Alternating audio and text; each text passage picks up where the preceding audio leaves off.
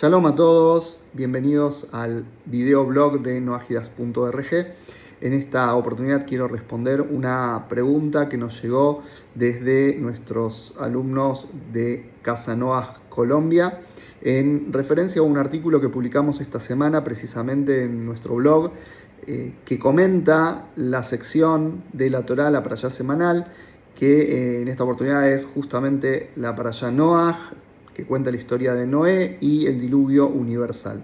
Este artículo se llama Un mundo nuevo, un mundo con Torá, lo pueden leer en el blog, pero la pregunta se basa en un párrafo específico de este artículo donde se menciona que Noaj estudió Torá, que Noaj sabía Torá, ya que el versículo en la parashá nos menciona que Noaj supo clasificar y supo tomar de todo animal puro que había para ingresarlo en el arca.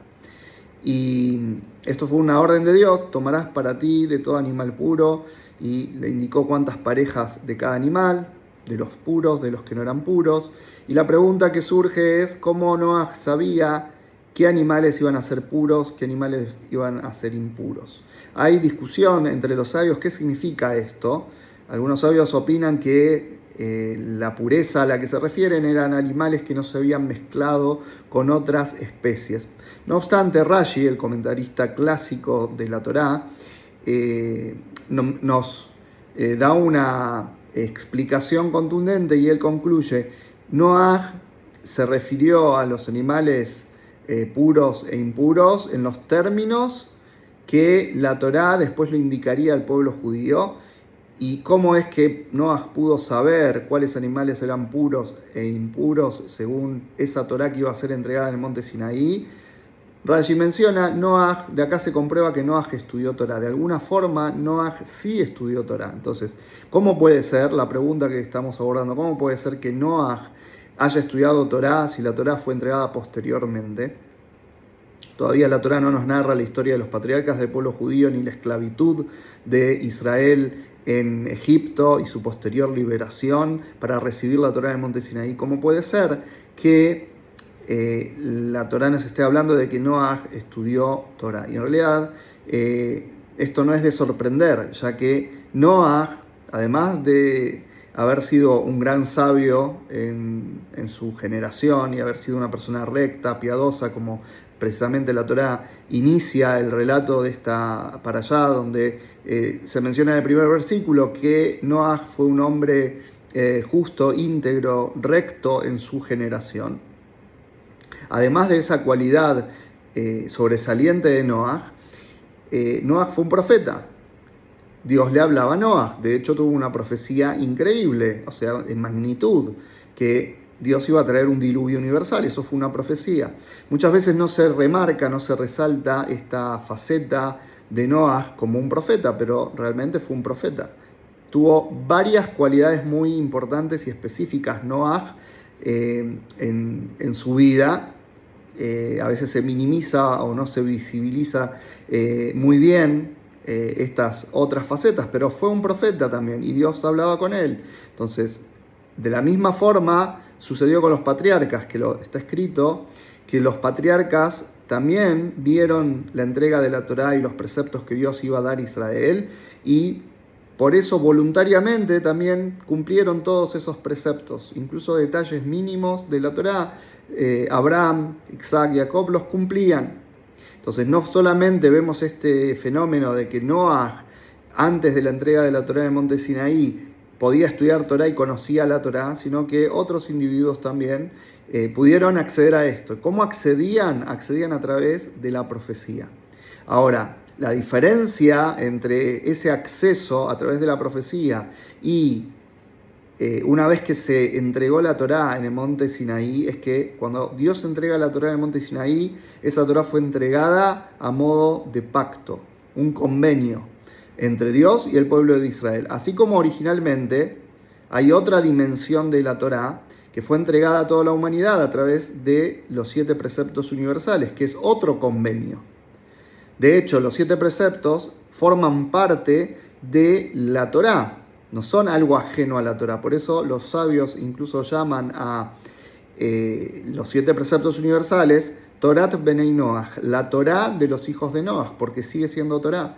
Entonces, ¿cómo puede ser que la Torá fue estudiada antes de ser entregada como pacto en el caso de Israel? Porque en el caso de las naciones, la Torat de Benei Noach, 6 de esos preceptos habían sido entregados a Adán en el primer instante de la creación. Ni bien Dios crea al ser humano, le da órdenes, le da preceptos, le da mandamientos con los cuales el ser humano se iba a vincular con Dios. Por lo tanto, vemos que las leyes de la Torá para toda la humanidad incluso fueron entregadas a modo de pacto, de convenio, desde antes. O sea, con Noaj, el pacto del arco iris, que nos relata la Torá en esta ocasión, en esta parashá. Y también 6 de estos preceptos Dios se los había entregado a Adán, el primer ser humano. Entonces, ¿cómo entender esta situación doble que se da con la Torá? Que por un lado la Torá es entregada a modo de convenio en ciertos momentos, pero a su vez hay individuos que antes de ese convenio conocen, saben sobre la Torá y estudian. La respuesta es que la forma de acceso es a través de la profecía. Pero ¿a qué estaban accediendo? Y para poder entender a qué estaban accediendo hay que entender qué es la Torá. Hay una definición muy interesante de Torá que trae el Alter Rebbe, Rabbi Shneur Zalman de Liadi, en su libro, en su obra maestra, el Tanya. El Alter Rebbe explica que la Torá es la compresión de la sabiduría y la voluntad divina. Dios comprimió su sabiduría, que es infinita, y su voluntad en una medida que el ser humano la puede captar. Como dicen los sabios en el Talmud, que la Torá habla en el lenguaje que los hombres podemos entender. Y como también explican los sabios, Dios no tiene atributos como algo externo a Él o adquirido, sino que Dios y sus atributos son una sola cosa. Por ejemplo, Dios no tiene amor como algo externo. El ser humano puede desarrollar un amor, puede tener un amor que es parte integral de él, se puede fusionar con ese amor, pero es algo adquirido, algo que quizás antes no estuvo y luego está, y así con cualquier otra cualidad. El ser humano tiene cosas, pero en Dios no existe el concepto de tener, porque Él es, como dice la Torá, uno en todo sentido. Uno que es único, uno que no está compuesto por partes, es indivisible, una unidad absoluta. Entonces, Dios no tiene cosas o cualidades o atributos, sino que Él y sus atributos y sus cualidades es una sola cosa. Por lo tanto, cuando hablamos de su sabiduría y de su voluntad, estamos hablando de Dios mismo. Y Dios es infinito, por lo tanto, la Torá, que es la voluntad y la sabiduría y la voluntad divina, es infinita.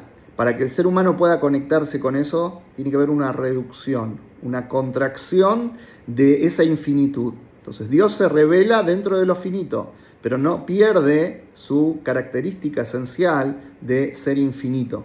El que toma una parte del infinito, está tomando el infinito mismo, porque el infinito no se puede dividir, no hay subdivisión en el infinito. Por lo tanto, cuando hablamos de la Torá, que es la sabiduría y la voluntad divina comprimidas en un nivel que nosotros los seres humanos podemos captar, desde ese aspecto, la Torá, por un lado, es algo que no está restringido al tiempo y al espacio, porque es Dios mismo. El que abraza la Torá está abrazando al Rey, está abrazando a Dios.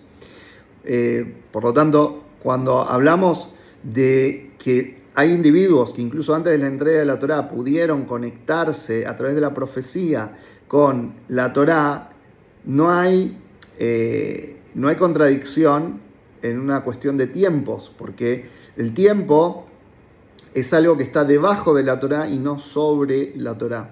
Entonces, al acceder a este nivel de la divinidad y de la Torá a través de la profecía, estos individuos podían conectarse antes, después. El tiempo no es una barrera. Entonces, así funcionó con Noaj, así funcionó con los patriarcas, que ellos tenían un nivel de conexión con la divinidad y con la sabiduría y la voluntad divina, que podían percibir aquello que iba a ser entregado posteriormente. El tiempo no era una limitante. Ahora, en la práctica, para nosotros, el valor que tenemos que resaltar es el valor del pacto. Porque Dios se vincula al ser humano a través de pactos, de convenios. Por eso hay un convenio, un pacto con toda la humanidad, que es el pacto de los 7 preceptos universales. Y hay otro convenio, que es el convenio de Dios con el pueblo de Israel. Y una vez que la Torá fue entregada, el valor está no en conectar con la Torá, con la sabiduría y la voluntad divina a través de profecía, sino que ahora que tenemos un convenio, tenemos una ley escrita, eso es lo que tiene validez y nos regimos a través de ese convenio. Entonces, ¿por qué menciono esto? Porque hablando de este tema, a veces hay personas que, por ejemplo, plantean que Abraham cumplió muchos preceptos de la Torá y, bueno, en rigor de la ley era un hijo de Noaj. Todavía la Torá no había sido entregada, todavía el pueblo de Israel no existía como tal, por lo tanto era un noágida que cumplía preceptos que vio proféticamente que iban a ser entregados por Dios en el monte Sinaí. Entonces hay noágidas que dicen, bueno, yo voy a cumplir también los preceptos porque quiero, voluntariamente en todo caso, como lo hizo Abraham, como hizo Noaj en algunos casos, como Shem y Eber, luego de Noaj, su hijo, su nieto, estudiaron Torá, aplicaban a veces ciertos conceptos de la Torá, que todavía en rigor de la ley ellos eran hijos de Noaj, no tenían por qué cumplir esta Torá. Entonces, hay una diferencia muy grande entre antes de la entrega de la Torá y después, que una vez que la Torá se entregó, la Torá determina cómo se hacen las cosas. Y si Abraham, por ejemplo, emprendió su camino de observancia de los preceptos voluntariamente, en ese momento no había una ley estricta de la Torá que haya sido entregada y que le determinara cómo tenía que hacer las cosas. Hoy que la Torá ya fue entregada en el monte Sinaí y que la Torá nos indica cómo se deben hacer las cosas y que la propia Torá también le dio a los sabios de Israel, como dice la Torá en Devarim 17, que todo lo que te digan los sabios eso vas a tener que hacer, y si te dicen que algo es puro, tenés que aceptar que eso es puro, y si algo es impuro, eso es impuro, y ellos te van a guiar en cómo hacer las cosas. Esa es la autoridad que la Torá le confirió a los sabios en todas las generaciones. A partir de la entrega de la Torá, no queda a la libre elección de cada individuo cómo hacer las cosas, sino que ahora hay una ley, hay un convenio que está acá, físicamente está con nosotros. Tenemos la Torá que nos guía y nos dice qué hay que hacer y cómo hay que hacer las cosas. Entonces, esta realidad que vivieron antes de la entrega de la Torá ciertos individuos no es una excusa para que hoy los nájidas digan, bueno, yo voy a cumplir a mi manera o como quiero, porque Abraham hizo así, Noaj hizo de la otra manera, yo voy a hacer. No, hoy hay una Torá que guía y que detalla cada cosa, por más mínima que sea, de cómo tenemos que hacerla. Entonces, los patriarcas cumplieron muchas cosas de la Torá, los patriarcas del pueblo judío cumplieron muchas mitzvot de la Torá, pero no tenían el valor que tienen después de la entrega de la Torá. De hecho, está escrito que los patriarcas podían ponerse tefilim, hacer un tefilim, las filacterias que tienen adentro textos de la Torá, podían cumplir con eso de alguna manera, no necesariamente como lo hacemos nosotros hoy, e incluso si lo hicieran como lo hacemos nosotros hoy, podían cumplir el precepto, o sea, técnicamente podían cumplir el precepto, que para ellos no era un precepto porque todavía no había sido ordenado eso. O sea, hacían la acción y podían tirar a la basura el elemento. ¿Por qué? Porque la materia, al no haber un precepto de por medio, esa materia no recibía kedushá, no recibía santidad. Eso es la novedad que encontramos después de la entrega de la Torá, que el mundo material se hizo un receptáculo para la kedushá, para la santidad, para las cosas sagradas. Entonces, los patriarcas sí vieron proféticamente, hicieron voluntariamente muchas cosas, pero en rigor de la ley, cuando eso que ellos vieron por profecía entraba en conflicto con su realidad basada en los 7 principios universales, siempre optaban por los 7 principios, porque era lo que regía para ellos en la vida. De hecho, vemos que Jacob, el patriarca, se casa con 2 hermanas. Y esto, según la ley de la Torá, está prohibido para un judío. Entonces, ¿él sabía o no sabía de Torá? Sí sabía, pero en ese caso optó por casarse con las 2 hermanas, porque esto era más importante para cumplir su propósito en la vida y formar a las 12 tribus que iban a constituirse en el pueblo de Israel, que observar un precepto que todavía no era precepto, que conocía porque había estudiado Torá, eran profetas, conocían los detalles de la Torá que Dios iba a entregar, pero que a ellos en rigor de la ley no aplicaba. Entonces, en ese caso, como bajo la ley noágida esto no constituía una prohibición, lo hicieron. Y también vemos otro caso cuando Yosef, el hijo de Jacob, la Torá nos cuenta que llevaba malos informes de sus hermanos a su padre. Y los comentarios señalan que cuáles eran estos malos informes, que él los acusó con su padre de que ellos comían Eber Minahai, que comían parte de un animal vivo. Parte de un animal vivo, ¿a qué se refería? No era que iban y cortaban una parte así flagrantemente de un animal y la comían. Ellos sabían que estaba prohibido comer parte de un animal vivo, pero ¿qué hacían? Ellos, como habían visto que en el futuro la Torá indicaría la yejitá, el método de faenamiento de los animales para el pueblo judío, ellos empezaron a implementar esto, empezaron a faenar a los animales al estilo judío y hacían yejitá. Y hay una situación que se da dentro de las leyes de la Torá para el pueblo judío, que una vez hecha la yejitá, el animal puede estar convulsionando, pero el animal se lo considera técnicamente muerto.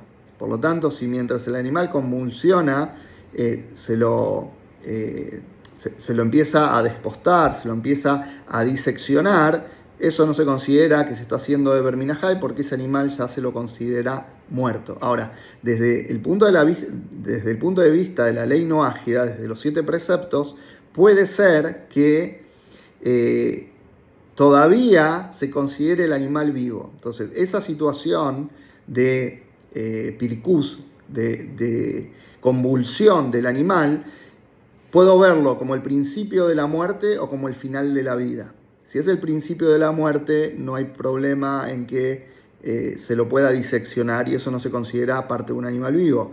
Pero si lo considero el fin de la vida, hasta que el animal no deja de moverse, si saco un pedazo de ese animal, eso es considerado Eber Minahai. Entonces esa era la discusión de fondo entre Yosef y sus hermanos. Era una discusión entre si se aplicaba el concepto de la Torá de la yejitá, que una vez hecha la yejitá se puede diseccionar el animal y no hay problema, o si lo veo desde el punto de vista de la ley noágida y tengo que esperar que el animal no tenga ningún movimiento para poder quitar una parte, para poder diseccionarlo. Entonces, la discusión que tenía Yosef con sus hermanos era una discusión de Torá, y era una discusión entre el código noágida y el código futuro que Dios iba a entregar al pueblo de Israel.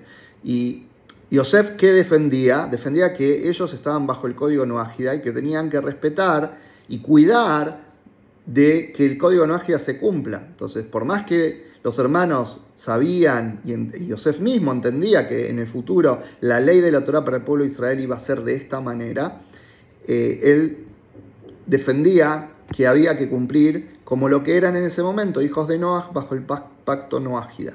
Y así vemos que Rashi trae sobre estos versículos conflictivos de la Torá, conflictivos en el sentido que no se entienden a simple vista, donde cómo puede ser que antes de la entrega de la Torá ya había individuos que conocían, porque eran profetas, e incluso algunos aplicaban ciertas cosas de la Torá que iba a ser entregada a Israel en el futuro.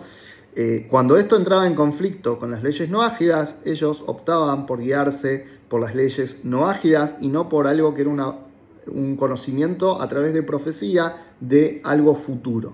Entonces, eso nos deja una gran lección, que tenemos que guiarnos por lo que nos corresponde a nosotros hoy, no por especulaciones futuras ni por conjeturas futuras, sino por las leyes que hoy nos aplican. Y eso lo aprendemos de individuos de un nivel espiritual inmenso, como lo fueron Noah, Shem, Eber, Abraham, Isaac, Jacob, Yosef.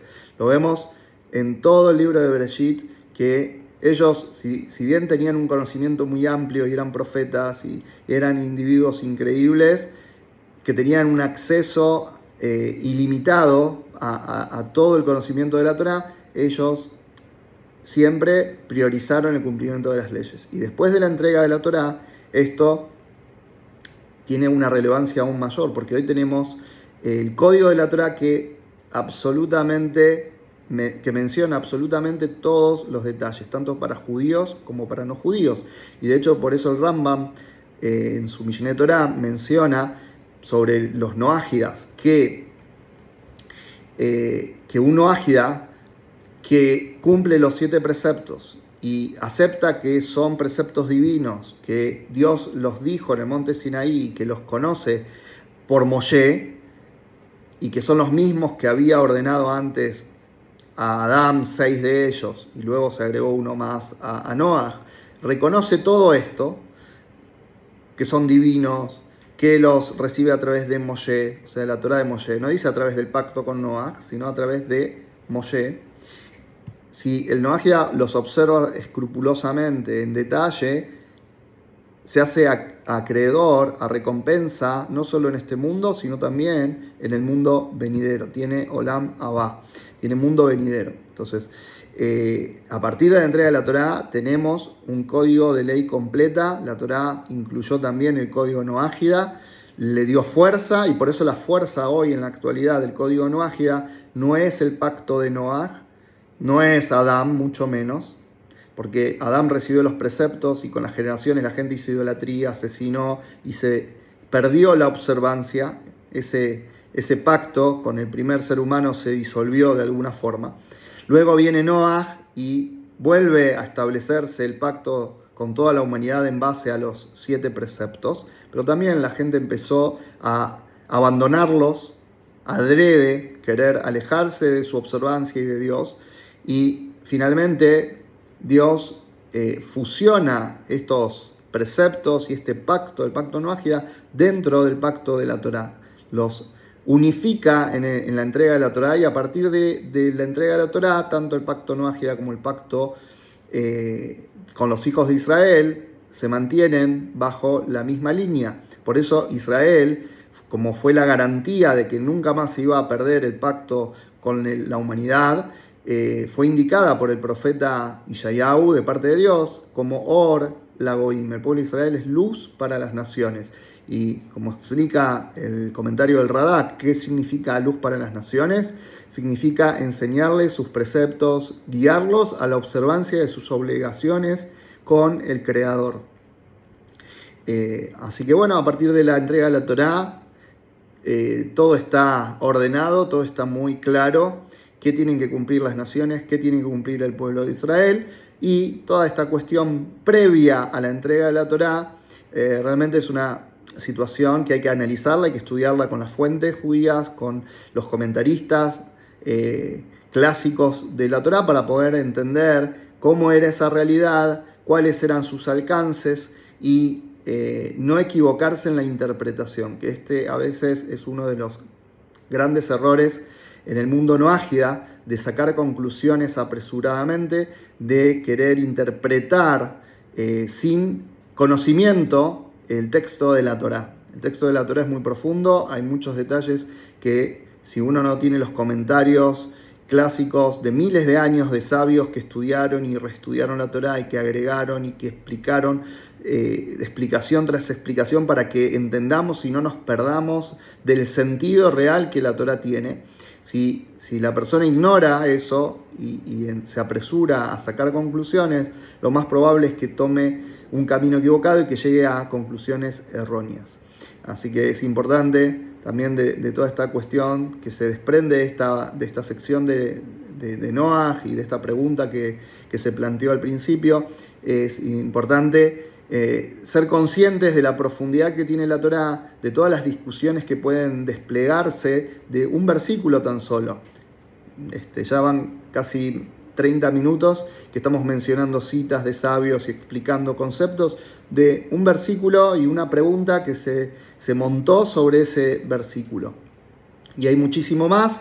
Obviamente cada una de estas fuentes uno las puede abrir y explayarse y profundizar, pero a modo de respuesta creo que dimos un panorama general y pudimos dar respuesta a esta pregunta de cómo es que era posible que Noaj estudiara Torá. Era posible porque era profeta y sí estudiaban Torá antes de la entrega de la Torá propiamente dicha. No obstante, en la conducta práctica siempre se guiaban por el código noájida y las leyes que establece este código para toda la humanidad. Luego de la entrega de la Torá es diferente cómo se manejan las cosas y tenemos parámetros unificados y que están bajo la Torá del pueblo de Israel y los 7 preceptos. La Torá de Benei Noaj está incluida y por eso Israel fue comisionado para ser maestro que comparta la luz de la Torá, que sea Or Lagoim, que sea luz para las naciones y que los pueda guiar hacia su identidad espiritual y también hacia sus preceptos.